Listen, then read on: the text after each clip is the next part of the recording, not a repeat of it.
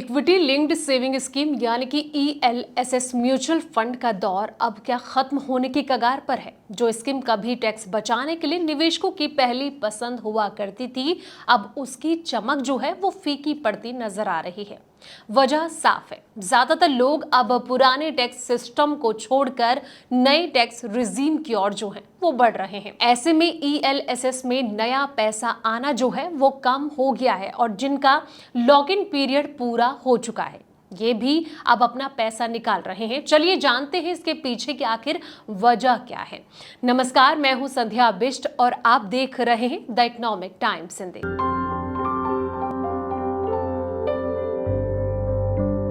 वित्त वर्ष 2025 और 26 की पहली तिमाही यानी कि अप्रैल से जून में ELSS म्यूचुअल फंड से कुल 1616 करोड़ की शुद्ध निकासी दर्ज की गई है, यानी कि निवेशकों ने इसमें से ज्यादा पैसा निकाला है जबकि नया निवेश कम हुआ। अगर पिछले 12 महीने के आंकड़ों को देखें तो ELSS कैटेगरी में सिर्फ 535 करोड़ का नेट इनफ्लो आया, जो कि बहुत कम है। इसकी तुलना में फ्लेक्सी कैप म्यूचुअल फंड में 56,309 करोड़ का भारी निवेश आया है।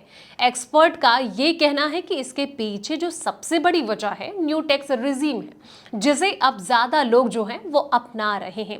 CNK एंड एसोसिएट के पार्टनर गौतम नायक के मुताबिक ये कहा गया है कि नया टैक्स सिस्टम जो है वो पहले से कई ज्यादा अट्रैक्टिव हो गया है, क्योंकि ELSS में निवेश पर न्यू टैक्स रिजीम में सेक्शन 80C के तहत टैक्स छूट जो है वो नहीं मिलती। इसलिए लोग जो है इस स्कीम में पैसा लगाने से बच रहे हैं, खास करके जब 3 साल का लॉक इन भी झेलने पड़े।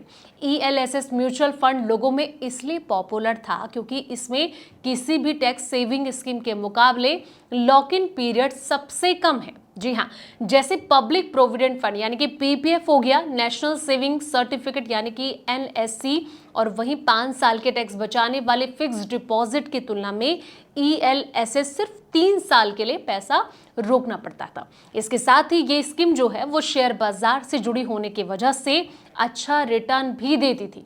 पुराने टैक्स सिस्टम में आप एक साल में 1.5 लाख तक जो है वो ELSS में निवेश करके टैक्स बचा सकते हैं, लेकिन नए टैक्स सिस्टम में ये जो सुविधा है वो नहीं मिलती। पिछले एक साल में ELSS की बढ़त सबसे धीमी देखने को मिली है। इसका कुल निवेश बढ़कर 2.33 लाख करोड़ से लेकर 2.49 लाख करोड़ हुआ, जो कि सिर्फ 6.9% की बढ़ोतरी है, जबकि इसी दौरान बाकी इक्विटी फंड में करीब 22% की बढ़ोतरी हुई, यानी कि ELSS का ग्रोथ बाकी फंड की तुलना में बहुत कम रहा। तो फिलहाल इस वीडियो में इतना ही। जानकारी भरे ऐसे ही तमाम वीडियोस के लिए आप देखते रहें द इकोनॉमिक टाइम्स हिंदी।